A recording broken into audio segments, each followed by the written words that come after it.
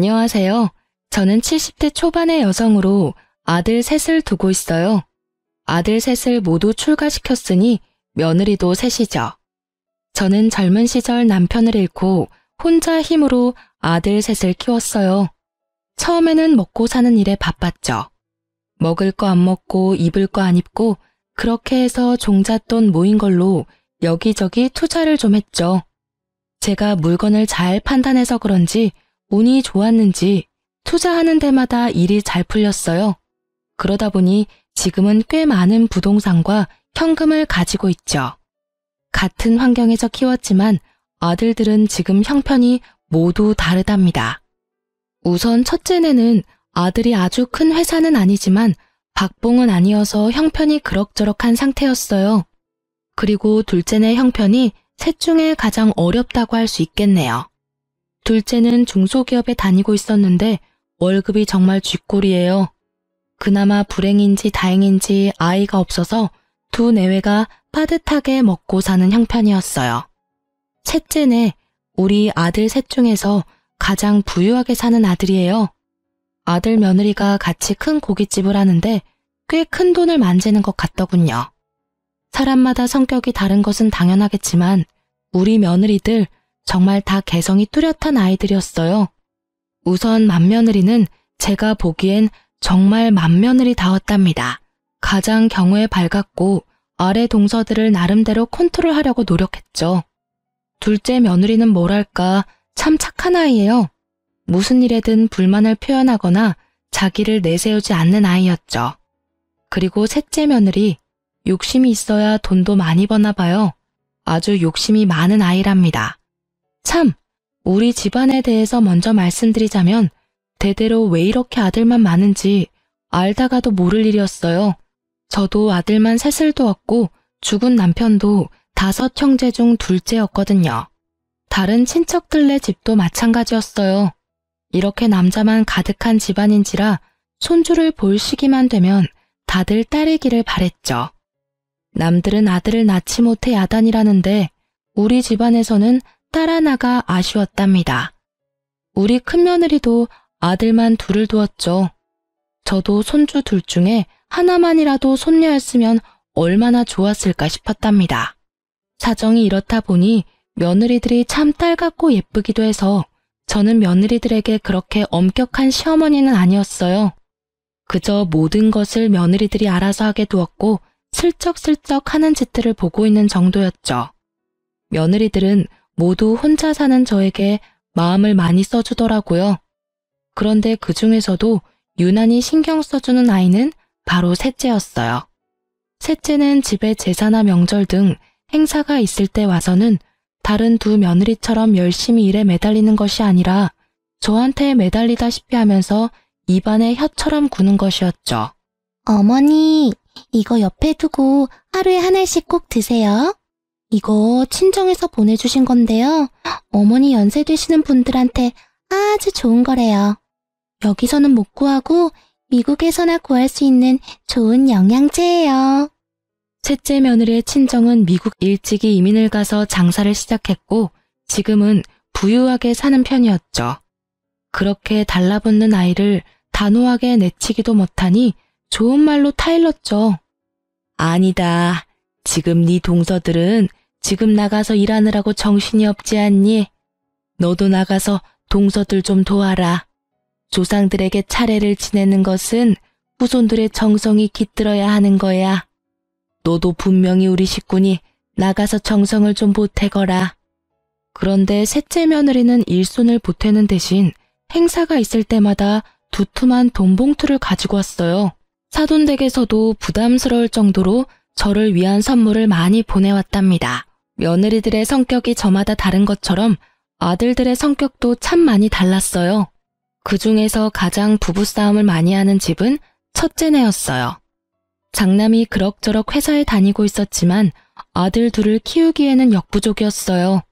생활비와 아이들 교육비에 돈이 부족했는지 서로 싸우기도 엄청 싸우더라고요. 돈이라도 넉넉했으면 부부 사이가 더 좋았을까 싶지만 어쩔 수 없이 큰며느리가 아름아름 부업을 찾아 하기도 하더라고요. 그러면서도 이 아이들은 저에게 경제적으로 기대거나 도움을 바라지는 않았어요.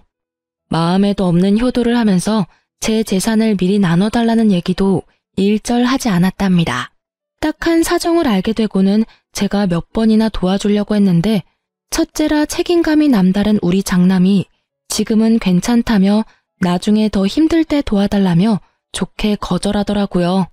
첫째 애들은 많이 다투는 소리가 들리지만 반대로 둘째네는 아직 아이가 없어서 그런지 부부싸움도 한 번 안 하고 둘이 알콩달콩한 결혼 생활을 즐기더라고요. 둘째 며느리는 성격도 착하고 저에게도 참 살갑게 다가와줬죠. 자식이 없으니 둘이 벌어서 생활하기에는 부족함이 없는 형편이었죠. 그런데 문제는 막내 며느리였죠. 아주 욕심쟁이 샘쟁이였어요. 뭐든지 많이 갖고 싶어 했고 남에게 지는 것은 싫어하는 성격이었어요. 가족 행사가 있을 때마다 얌체같이 쏙 빠지면서 돈으로 퉁치려는 셋째를 보고 쟤를 어쩜 좋을까 한숨만 나오더라고요. 동서, 아버님 제삿날에 또 늦게 온다는 거야? 도대체 뭘 믿고 이렇게 집안 행사 때마다 뒤로 빠지는지 모르겠네. 혼자 빠지려고 머리 쓰지 말고 시간 맞춰 어머님 댁으로 와. 알겠지? 아유, 형님. 사업에 할 일이 얼마나 많은데요. 알바생을 쓰고 있는데도 가게가 어쩜 바쁜지 손이 모자라요. 형님 죄송하지만요. 제가 제사에 들어가는 비용은 다 댈게요. 그러니까 저 좀 빼주세요. 네? 그럼 다음에 또 연락드릴게요, 형님. 큰며느리가 며칠 앞으로 다가온 남편의 제사 문제를 의논하러 집에 왔다가 막내 며느리와 하는 통화 소리를 엿듣게 되었죠. 나이도 많은 형님인데 어린 막내가 어쩜 저리 약을 올리는지 참다 못한 큰며느리가 제게 말하더라고요. 어머니, 막내 동서 정말 이제는 못 봐주겠어요. 어머니께서 따끔하게 야단 좀 치셔야 될 것 같아요. 아유, 그래, 알았다. 내가 짬을 봐서 잘 얘기해보마. 남편의 제삿날에도 돈으로 퉁치고 와서 절만하고 가려는 셋째 며느리가 저도 솔직히 미웠어요. 그래서 제가 직접 막내 며느리에게 전화를 걸었지만 다급한 목소리로 너무 바빠서 전화통화가 힘들다며 얼른 끊더군요. 형님, 여기 있던 김치통들 못 보셨어요? 분명히 여기 놔뒀는데 감쪽같이 없어졌어요. 아니, 김치통에 발이 달린 것도 아니고 이게 도대체 어떻게 된 거야? 그러고 나서 둘째 며느리가 근처에서 돈봉투 하나를 발견했다죠.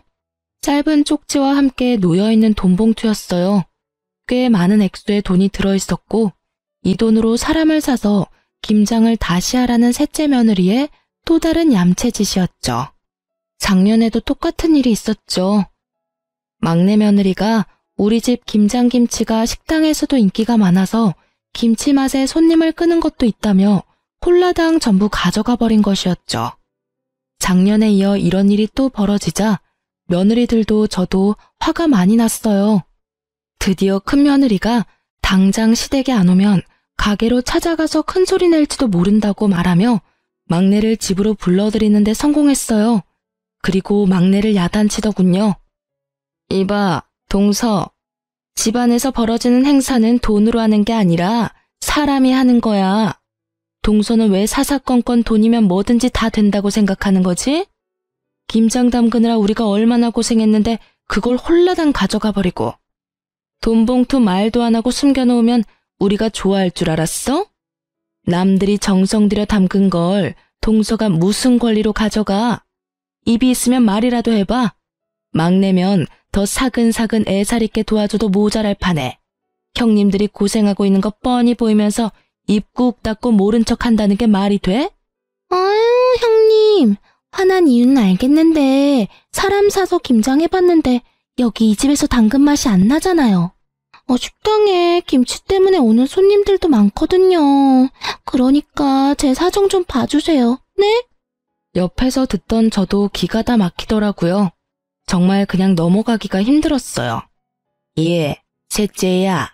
김장 같이 담그는 거 한 해 두 해 된 일도 아니고 그 김치 맛을 원하면 네가 직접 와서 배울 생각을 해야지. 우리가 식구들은 많지만 다 모일 시간이 그렇게 많지 않잖니. 다 같이 모여서 사는 얘기도 하고 천천히 김치도 담그자는 얘기다. 그런데 막내만 보란듯이 툭 빠지면 시작하기도 전에 사기가 떨어지지 않니? 네 형님 말 잘 새겨 듣고 다음부턴 김장도 직접 와서 배우고 가거라. 알겠니? 셋째는 이런 제 말에도 비용은 얼마든지 넉넉하게 될 테니 식당에서 쓸 김치까지 우리더러 담가달라는 것이었죠. 그러고는 한다는 이야기가 사람을 움직이는 것은 결국 돈이라나요? 제가 세상 일이 그렇게 돈으로만 굴러가지 않는다고 그 생각을 버리지 않으면 언젠가 발등을 찌를 수 있다고 타일렀어요. 둘째도 셋째를 야단치면서 앞으로 이런 짓을 또 한다면 동서들 사이에서 따돌림을 당할 것이라고 경고했죠. 그랬더니 셋째가 코웃음을 치더군요. 그런데 이런 며느리들끼리의 다툼이 아들들에게도 말거리가 되었나 봐요. 우리 집 사람하고 근재수 씨는 제사다 차례다 해서 그때마다 며칠씩 고생을 하는데 왜 막내 재수 씨는 그때마다 안 보이니? 똑같은 며느리인데 왜 두 사람은 죽어라 고생하고 한 사람은 보이지도 않느냔 말이다. 오죽하면 이런 말이 내 귀에까지 들어오더라. 돈 봉투 놓고 사라지거나 엄마 옆에나 딱 붙어서 아부하는 거 이제 하지 말라고. 네가 재수 씨한테 잘 말해. 그러게 말이다. 너희 지난번 설에도 집에 돈만 보내고 둘이 스키장 간 거 내가 다 안다. 우리가 비록 너처럼 많이 벌지는 못해도 집안 행사 때 쓸 돈은 낼 수 있어. 그 돈 없어서 집안 행사 못 치르지 않는다. 돈만 보내는 게 얼마나 예의 없는 짓인데 재수 씨 때문에 우리 기분이 어떻겠냐? 우리도 빠지고 싶고 놀고 싶지만 집안 행사니까 참고 하는 거야.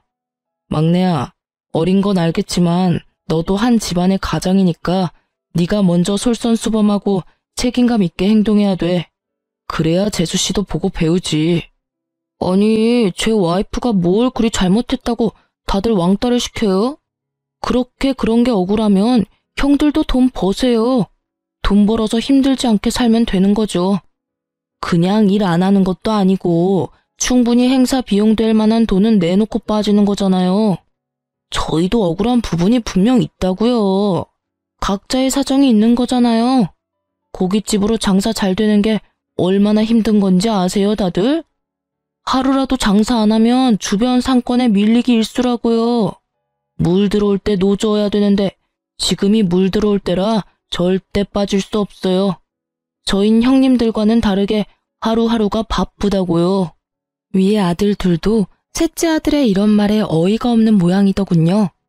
저 역시 평상시에 아이들의 다툼에 그다지 끼어드는 편이 아니었고 셋째 아들에게 제 생각을 이야기해봤자 별 소용이 없겠다는 생각에 그냥 듣고만 있었어요. 그리고 답답해서 잠시 현관문 밖으로 나갔다가 앞집 손녀딸을 보게 되었죠. 명절날이나 다른 행사 때 우리 집은 그야말로 난장판이었어요. 어릴 땐 뛰어다니느라 아랫집에서 시끄럽다고 찾아온 적도 여러 번이었고 이젠 머리가 좀 컸다고 다들 의견 하나 굽히지 못하고 싸우는 모습을 보니 가슴이 답답하더라고요. 이런 형편에 얌전하고 고분고분 인사하는 앞집 손녀딸을 보니 진심으로 앞집이 부럽더군요. 제가 다시 집 안으로 들어와서 아들 셋의 약간 싸늘해진 분위기를 돌릴 겸 해서 지나가는 말로 한마디 했죠. 아이고, 그나저나 앞집 손녀딸을 보니 인형 같더라. 우리 집엔 어떻게 이렇게 시커먼 사내들만 있는지 모르겠다. 손녀딸 하나만 볼 수 있다면 더 이상 바랄 게 없을 텐데. 아휴. 갑자기 조용해지더라고요. 제가 가볍게 내뱉은 말이었지만 아들들에겐 가벼운 말이 아니었나 봐요. 며느리들이 모두 젊기에 아직 얼마든지 더 손주를 볼 수 있는 상황이었거든요. 제 가벼운 말을 가지고 아들 셋이 각자 안 사람들에게 무슨 소리를 했는지 돈 버는 재미에 아이 낳는 것도 미루고 있던 셋째가 드디어 아이를 가지려고 노력한다는 소식이 들렸어요. 일단 반가웠어요. 둘 다 젊으니 피임을 그만두고 나서 바로 아이가 생겼다더군요. 그런데 이상하게도 아들 둘을 낳고 한동안 아이가 없었던 첫째네까지 생뚱맞게 아이를 가졌다는 이야기가 들렸어요. 갑자기 손주복이 터지는구나 싶었지만 둘 다 아들일 것 같아서 마음이 불안하긴 했답니다. 그리고 이 와중에 혼자만 아이를 갖지 못한 둘째네가 마음에 걸렸죠. 둘째야, 아직 젊으니까 마음 조급하게 먹지 말아라. 갑자기 웬 손주들이 한꺼번에 둘이 생기려는지 모르겠구나. 네가 신경이 쓰일 것 같아 하는 말이야. 아니에요, 어머니. 그건 사람 힘으로 되는 일이 아니잖아요. 다 하늘이 점지해야 되는 일이죠. 저 아무렇지도 않아요. 걱정해 주셔서 감사해요. 그렇게 첫째와 셋째가 동시에 임신하자 둘째가 신경 쓰이면서도 기쁜 것은 어쩔 수 없었죠. 특히 돈 버는 일에만 신경을 쓰면서 아이 낳는 일을 피하고 있었던 막내네가 아이를 가졌다는 것이 정말 의외였어요. 식당이 한참 잘 되고 있었거든요. 막내의 성격으로 보아 쉽사리 그런 결정을 내릴 애가 아닌데 곰곰이 생각을 해보았어요. 첫째네는 이미 아이를 그만 낳을 것이라고 했었고 위에 아이 둘은 이미 초등학교 2, 3학년이었어요. 셋째가 너무 터울이 컸죠. 그런데 갑자기 이렇게 경쟁하듯이 아이가 생기니 어리둥절할 밖에요. 마음에 집히는 것이 있었죠. 제가 얼마 전에 아들들 앞에서 가볍게 내뱉은 말이 머릿속을 지나갔죠. 특히 돈 버는 일에 재미를 붙여서 집안 행사 때도 절만 하고 사라지는 셋째가 갑자기 바깥일을 줄이면서 아이를 가진 이유가 짐작이 되었어요. 제가 그저 지나가면서 한 말을 손녀딸을 낳아주면 가진 걸 다 주겠다는 말이거나 대부분의 재산을 주겠다는 말로 받아들인 것이 틀림없었죠. 그래도 설명이 안 되는 건 첫째네였어요. 평상시에 크게 욕심을 부리지 않은 아이들이었거든요. 그러나 견물생심이라고 평상시에 욕심을 부리지 않았지만 재산을 준다는 말에 욕심이 동했던 것이 틀림없었어요. 첫째는 특히 큰 며느리 너도 별 수 없구나 싶었답니다. 하지만 속으로만 짐작을 하고 아이들에게 내색을 하지는 않았어요. 재산 때문에 손녀를 낳아 효도를 하려는 자식들이 한심했지만 일단 임신 중인 아이들에게 나쁜 소리를 하고 싶지는 않았죠. 나중에 아이를 낳으면 한마디씩 해줄 생각이었어요. 그리고 저는 제가 살아있는 동안에 제 재산을 미리 증여해줄 생각은 없었답니다. 다 제가 죽고 나면 저희들에게 돌아갈 재산이었어요. 이렇게 제 머릿속이 이런저런 생각으로 복잡할 때 셋째가 이야기를 꺼냈답니다. 어머니, 저 미국에 가서 아이 낳아올게요. 친정이 미국에 계시니 저도 편안하고 어머니도 신경 덜 쓰시게 될 것 같아서요. 그리고 아이한테 미국 시민권 하나 만들어주는 거 큰돈 들여서라도 해준다잖아요. 셋째 며느리의 말이 나름 일리가 있다고 생각되었어요. 곧 태어날 손주에게 도움이 되는 일이니 가서 낳고 오라고 했죠. 그렇게 며느리가 미국으로 떠났고 간지 10개월 만에 아이를 낳았다는 소식을 전했죠. 그렇게도 기다리고 기다리던 손녀딸이라고 하더라고요. 저는 정말 날아갈 듯이 기뻤답니다. 빨리 데리고 들어오라고 성화를 했죠. 며느리가 드디어 아이를 데리고 들어왔어요. 정말 예쁜 공주님이더군요. 기쁜 마음에 친척집 여기저기에도 전화를 걸어서 자랑을 하기 바빴죠. 그리고 비슷한 시기에 임신을 했던 첫째도 아이를 낳았는데 역시나 또 아들이었어요. 큰며느리도 이제 저처럼 아들만 셋인 세 형제의 엄마가 되었죠. 막내 며느리는 갓난 딸아이를 데리고 제 옆에 찰싹 붙어서 더 이상 돈 벌러 나갈 생각도 않더라고요. 그래도 이쁜 손녀 얼굴 보니까 용서가 되더라고요. 아이고 우리 공주님 누굴 닮아서 이렇게 예쁠꼬. 애비를 닮았나 애미를 닮았나 어디 자세히 좀 보자. 할머니 해봐라. 할머니. 그런데 제가 이렇게 말하는 순간 셋째 며느리의 얼굴 표정이 움찔거리는 걸 느꼈어요. 눈은 손녀를 향해 있었지만 곁눈질로 살펴보니 며느리 얼굴이 약간 창백해지더니 살짝 떨리는 손을 얼른 뒤로 감추더군요.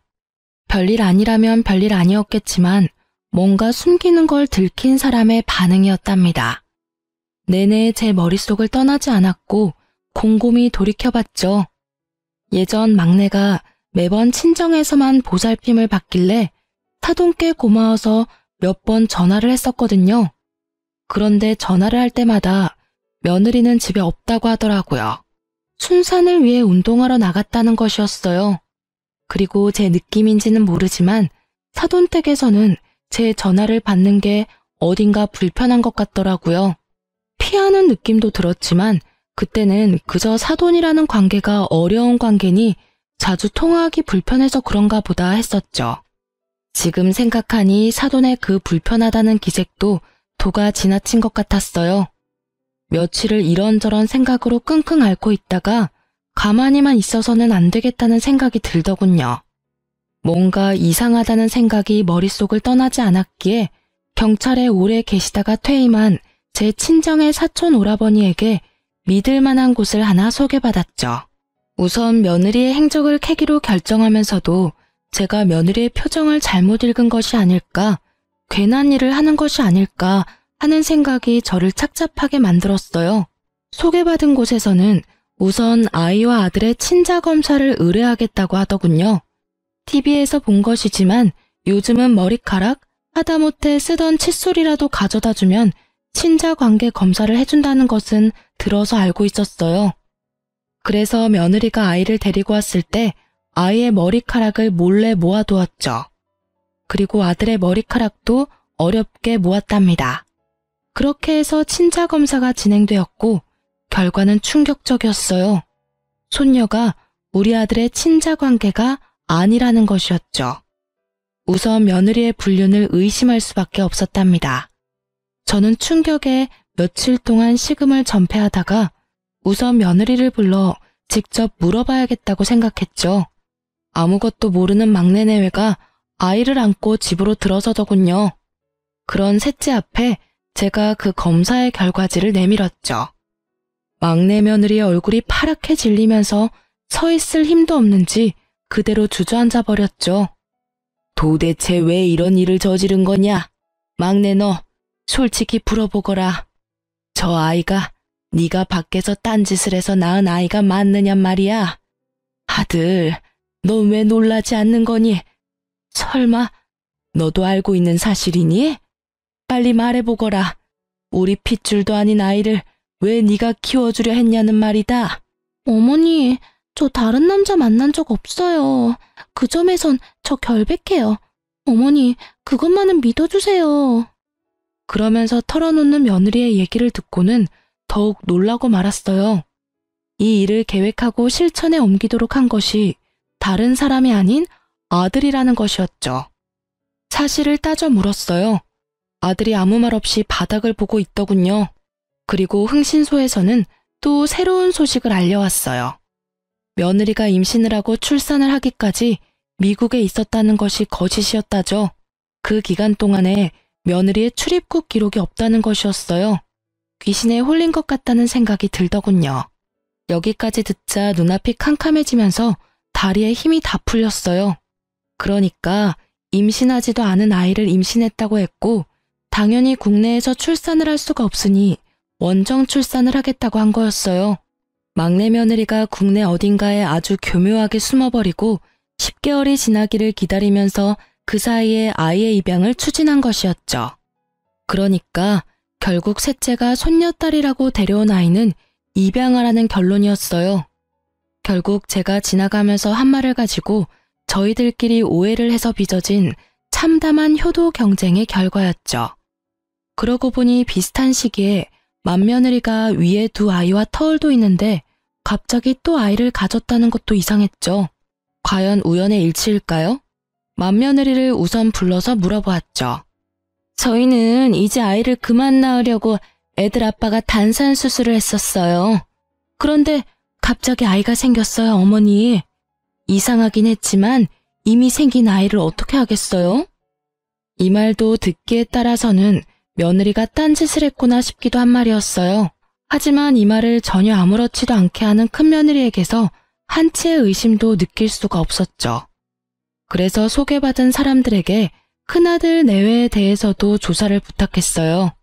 그런데 흥신소 사람들은 큰아들과 며느리 둘 다 일상에서 전혀 벗어나지 않고 있다더군요. 저는 이번에 큰아들을 따로 불렀어요. 큰아들은 이 우연과 관련이 있을 것 같았거든요. 엄마, 그게 있잖아요. 제가 집사람하고 상의 없이 단산 수술을 한 것을 풀어버렸어요. 그래도 아들이나 딸이나 반반 가능성은 있는 거잖아요. 그래서 50% 확률에 기대본 거예요, 엄마. 잘못했어요. 엄마, 제가 진짜 잘못했어요. 이 말을 듣고 저는 정말 큰아들이 한심해서 한숨이 저절로 나왔답니다. 아이는 부부가 합의해서 낳는 거지 어떻게 한쪽이 일방적으로 아이를 갖게 한다더냐. 막내만큼 나쁜 방법을 쓴 것은 아니지만 너도 결국은 똑같구나. 상속될 재산을 바라고 내가 원하는 것을 해주려 한 거였어. 셋째가 욕심이 많다는 것은 알았지만 믿었던 네가 그럴 줄은 정말 몰랐구나. 큰아들이 고개를 떨구고 눈물까지 떨구더군요. 본인의 잘못을 인정하는 것으로 보였죠. 몇 번을 더 제게 잘못했다고 빌더군요. 그런데 큰애네 집에서 그 이후에 난리가 벌어졌다죠.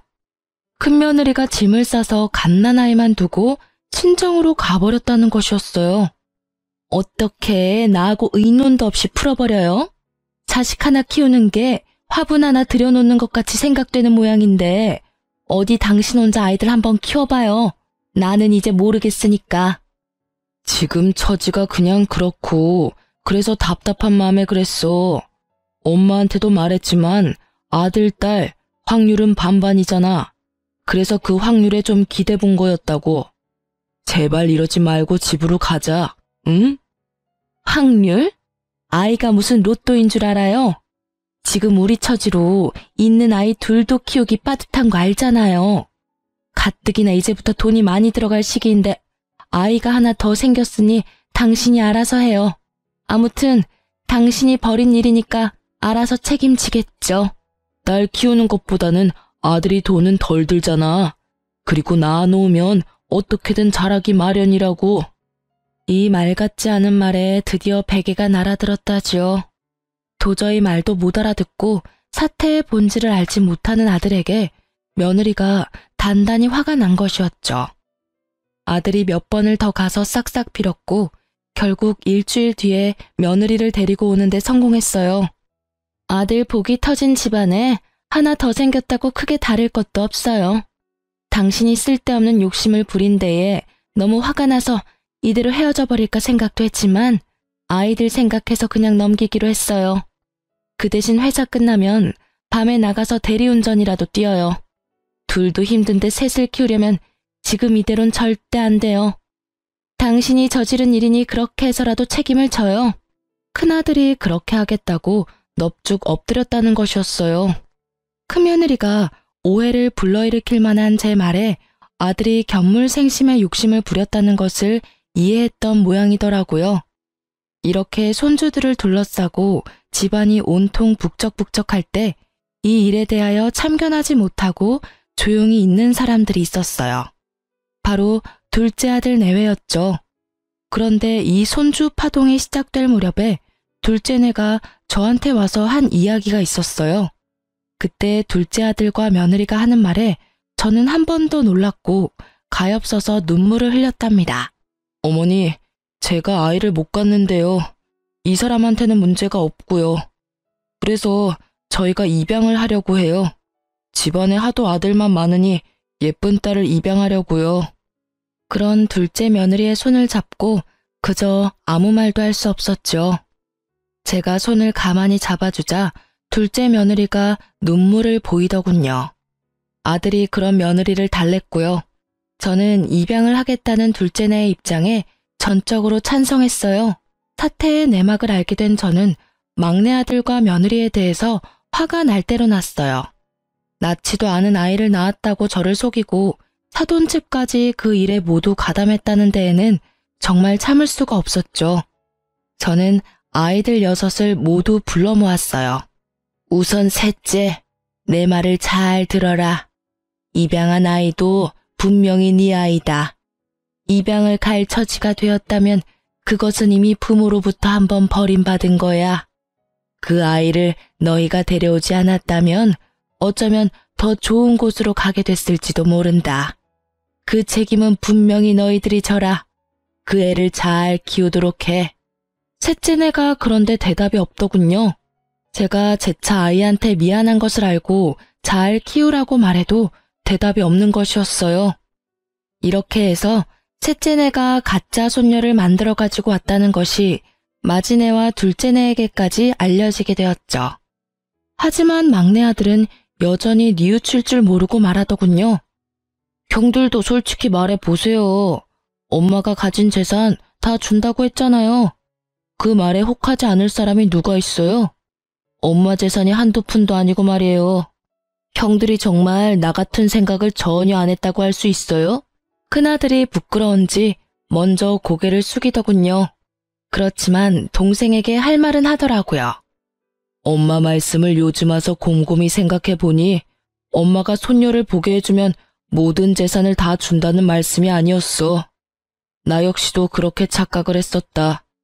그런데 내가 그 생각이 잘못됐다는 걸 어떻게 알았는 줄 아니? 우리 엄마라는 분을 알기 때문이야. 결코 재산을 내걸고 효도를 부추기는 분이 아니라는 말이다. 거기까지 생각이 되니까 내가 정말 미련했구나 싶었다. 그런데 아무리 엄마 마음을 헤아리지 못한다 해도 어떻게 낳지도 않은 아이를 낳았다고 해서 데리고 올 생각을 해. 둘째 아들도 셋째 아들에게 한마디 했죠. 너하고 재주씨가 이런 일까지 벌일 줄은 정말 몰랐다. 너희들은 아이를 가지고 싶으면 피임만 끊으면 되는 사람들이잖아. 우리는 손녀가 아니라 아들만 줄줄이 낳는다고 해도 우리 피를 이은 아이를 가질 수가 없어. 처가에서 나한테 미안해 하셨지만 그건 이 사람이나 처가 잘못이 아니잖아. 그래서 정당하게 입양을 결정했던 거야. 너희들이 정말 자식이 갖고 싶어도 못 갖는 그 심정을 알기나 하냐? 둘째 며느리와 큰아들 내외의 눈시울이 붉어지더군요.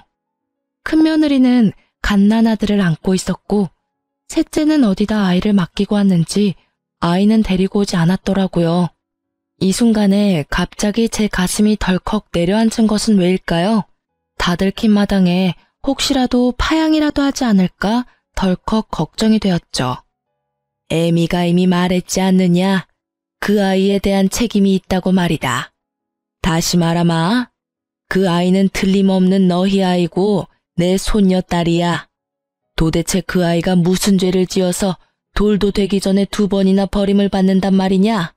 이어서 둘째 며느리도 걱정이 되는 말투로 셋째에게 말하는 것이었죠. 평상시에 입을 잘 열지 않지만 입만 열었다 하면 전곡을 찌르는 둘째였어요. 동서, 만일 이 일이 들키지 않고 동서가 착각한 대로 어머니가 한 재산 떼어주셨다면 동서 그 아이 계속 키웠을 거 아니야.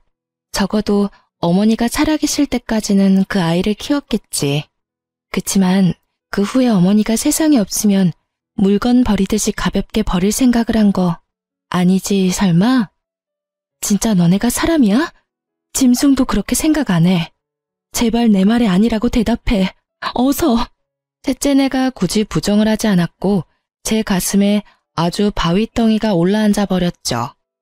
아이를 낳았다고 데려온 지 몇 달, 벌써 돌이 다 되어가고 있는 아이였어요. 아이는 이미 제 마음속에서 의심할 바 없이 제 손녀딸이었답니다. 저는 단호하게 셋째네에게 말했죠. 만일 너희가 저 아이를 파양한다는 나쁜 생각을 한다면 너희는 내 아이들이 아니다. 너넨 이제 다 큰 성인이란 말이다. 자기가 한 일에 대해서는 당연히 책임을 져야 하는 거야. 혹시라도 그 아이를 버리면 내 눈에 흙이 들어가기 전까지 둘 다 내 앞에 나타날 생각은 하지 말아라. 제 품에 안겨 방긋방긋 웃고 있는 손녀딸이 생각나면서 제 눈에도 눈물이 고였죠. 그 아이를 제 품에서 떼어놓다니요. 도저히 못할 일이었어요. 셋째네는 결국은 제가 원하는 답을 주지 않은 채 자리를 떴어요. 그렇게 그날의 가족 모임이 파했고 그렇게 셋째네에게서 본 손녀에 대한 생각으로 마음고생이 심하던 중 둘째네가 예쁜 딸을 입양해 데리고 왔더군요. 까맣고 맑은 눈이 반짝이는 정말 예쁜 손녀딸이었죠. 아이고, 예쁘기도 해라. 아가, 얘가 너를 많이 닮은 것 같구나. 눈매하며 인매가 너를 닮았어. 둘째 며느리가 엷은 미소를 짓더군요. 하지만 마냥 기뻐할 수만은 없었어요. 그렇게 둘째네 손녀에 대해서 정을 들이고 있을 무렵 결국은 셋째네가 손녀를 파양할 것이라는 말이 다른 두 며느리를 통해서 제게 들려왔어요. 두 며느리가 설득도 해보고 야단도 쳐보았지만 셋째네가 말을 듣지 않았다죠. 마음에도 없던 아이, 그저 한 재산 차지해보겠다고 입양한 아이였죠. 그러니 쉽게 파양을 결정할 수 있었겠죠. 우선 아이가 가엾어 눈물이 났고 정이 든 손녀딸을 그렇게 보낼 수는 없었답니다. 그런데 어느 날 둘째 며느리가 저를 찾아와서 의외의 말을 하는 것이었죠. 어머니, 지금 많이 힘드시죠? 걱정 마세요. 어머니, 저희가 해결할 수 있을 것 같아요. 그게 무슨 소리냐? 내 말도 안 듣는 셋째네를 너희가 어떻게 해결을 하겠다는 거냐? 둘째 며느리의 트레이드마크인 엷은 미소가 또 얼굴에 번지더군요. 그리고 며칠 후에 저에게 다시 찾아와서 막내 동서와 이야기가 잘 됐다며 상황을 설명하더라고요. 어머니, 그 아이 저희가 입양할게요. 어느 집이나 거의 아이 둘씩은 키우잖아요. 저희가 형편이 빠듯하긴 하지만 애아빠가 투잡을 뛰어서라도 아이들은 키워내겠다고 했어요. 이미 우리 집안 딸인데 어디 딴 데로 보낼 수는 없잖아요. 그리고 우리 아이도 외롭게 혼자 자라는 것보다는 같이 자라는 게 더 좋을 것 같아요. 동서가 쉽게 동의했어요, 어머니. 이 이야기를 듣고 저는 저도 모르게 둘째의 손을 따뜻하게 잡았어요. 밥이 입에 넘어가지 않았던 저는 정말 둘째의 따뜻한 마음 씀씀이가 기특하기 이를 데 없었답니다. 그러나 저는 둘째가 그 아이를 새로 입양하기보다는 여전히 셋째네가 그 아이를 버리지 않기를 더 바랬어요. 하지만 셋째네는 제 기대를 저버리고 말았죠. 네가 결국 못할 짓을 하는구나. 나는 너같이 비인간적인 아들을 낳은 적이 없어. 어릴 때 비록 어렵게 키우면서도 그렇게 가르친 적도 없고. 그건 자기 자식을 버리는 거하고 똑같은 거야. 그걸 도대체 모르겠다는 거냐? 지금 그 갓난쟁이를 바라보는 셋째 며느리의 눈빛은 어디 남의 집 아이를 잠시 데려와서 돌봐주는 것 같았어요. 혹시나 한 번 더 버려질까봐 급한 마음에 일단 제가 데려와서 돌보았고 곧 둘째네가 아이를 데리러 왔어요. 아이를 받아 조심스럽게 품에 안는데 둘째의 따스한 마음이 느껴졌답니다. 두 손녀딸을 나란히 뉘어놓고 바라보았죠. 하마터면 버려질 뻔했던 셋째네 아이가 다시 우리 집 아이가 된 것이 너무나 다행이었고 둘째네에 대한 고마움에 마음이 울컥하더군요. 너무나 기가 막히게도 아이를 낳을 수 없는 둘째에게 갑자기 아이가 둘씩이나 생긴 거였어요. 그것도 우리 집안에서 눈 씻고 찾아볼 래도 없는 예쁜 딸이 말이에요. 저는 경고한 대로 정말 셋째네를 집안에 들이지 않았어요. 막내가 철없이 저한테 전화를 해서 따지더군요. 엄마, 아이를 입양했다가 파양하는 것은 부모의 자유잖아요. 그것 때문에 우리한테 문도 열어주시지 않는 건 엄마가 너무 하시는 거예요. 자유? 자유라고? 피치 못할 이유로 파양을 하는 경우도 물론 있을 수 있지. 하지만 너희들은 적어도 입양을 할 때부터 그 이유가 순수하지 않았다. 그저 내가 가진 재산을 물려받을 도구로 그 아이를 선택했던 거 아니냐? 그리고 파양을 하려는 이유도 피치 못한 게 아니야. 이런 것도 너희들은 자유라고 하는 거냐? 그건 자유가 아니라 한 아이의 인생을 마구 쥐고 흔드는 짐승 같은 짓이라고 하는 거야. 결국 서류까지 다 정리가 되어서 아이가 정식으로 둘째네 아이가 되었답니다. 고맙다. 네가 우리 집안의 소원을 풀어주었구나. 정말 미안하고 고맙다, 아가. 제 평생에 아이는 없을 줄 알았는데 하나가 생기니 하나가 또 생기네요. 이 아이 둘은 제 가슴으로 낳은 아이예요. 잘 키울게요, 어머니. 제가 계속 셋째네를 외면하며 안 보려 하니까 셋째 아들이 별 희한한 말을 입에 담더군요. 제가 죽고 나서 두 형에게만 상속이 된다면 소송을 불사할 거라고 말이죠. 저는 이 말에 셋째 아들에 대해서 정말 머리끝까지 화가 치밀었답니다. 세상 일이라는 것이 참 희한하다는 생각이 들더군요. 집안에서 그토록 보고 싶어 하던 손녀딸을 아이를 낳을 수 없는 둘째가 둘이나 안겨준 셈이 되었으니 말이에요. 아이를 낳을 수 없다는 진단을 받았을 때 그 여린 것의 마음이 어땠을지 짐작이 가더군요. 세네에서 늦게 본 아들과 입양한 손녀 둘. 이 아이들이 무럭무럭 자랐어요. 큰아들은 정말 대리운전까지 하면서 셋이나 되어버린 아이들을 키우려 부단히 노력하고 있죠. 그리고 둘째네, 아이 둘을 키울 형편이 아니었어요. 며느리도 직장을 알아보아 취직을 했답니다. 아이 둘은 저와 큰며느리가 돌아가며 봐주었어요. 저는 그런 둘째에게 제가 가지고 있는 현금의 일부를 증여해 주었답니다. 큰아들네에게도 조금씩 도움을 주고 있어요. 둘째네는 자신들의 힘으로 키워보겠다고 했지만 저는 어릴 때 엄마가 같이 있어주는 것이 아이들을 위해서 더 좋을 거라고 판단했어요. 그래서 직장에 나가지 말고 아이들에게만 신경을 쓰라고 굳이 아이들의 양육비로 돈을 주었죠.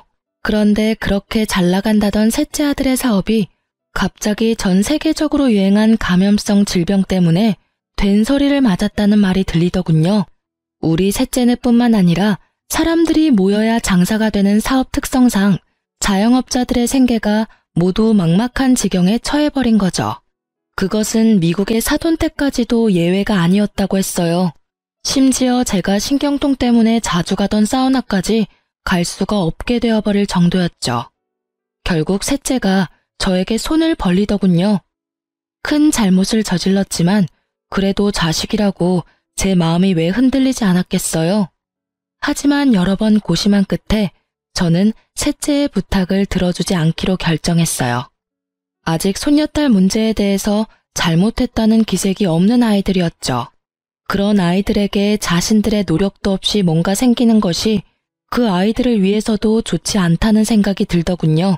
막내가 여러 번 도움을 청했지만 저는 식당 문을 닫고 나중에 포장마차부터 다시 시작하는 것까지 각오하라고 했어요.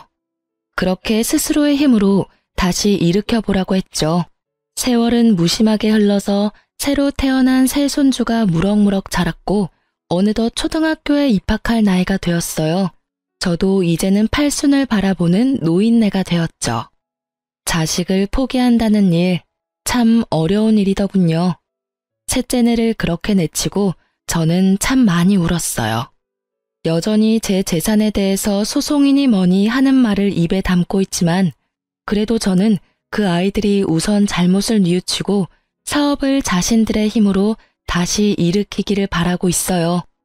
지금까지 제 아들 일이라 정말 창피하지만 가짜 손녀를 만들어서 원정 출산으로 꾸민 철없는 셋째 아들네 이야기를 들려드렸어요. 그리고 정말 기가 막히게도 이 이야기는 또한 아이를 낳을 수 없는 며느리가 손녀를 둘이나 안겨준 제게는 참 뭉클한 사연이랍니다. 여러분도 오늘 하루 따뜻한 하루 되시길 바랍니다. 긴 글 읽어주셔서 감사합니다.